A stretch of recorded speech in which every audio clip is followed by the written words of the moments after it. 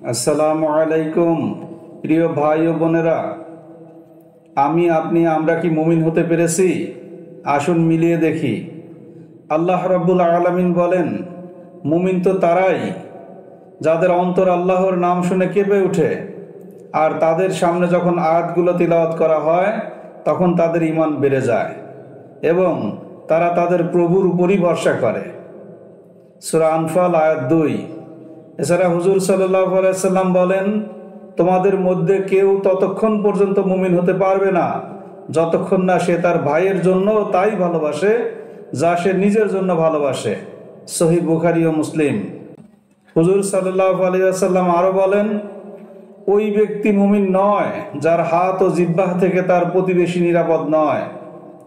হে আল্লাহ, আমাদেরকে এমন মুমিন বানিয়ে দাও যার কারণে কেউ কষ্ট না পায়, বরং মানুষ নিরাপদ বোধ করে।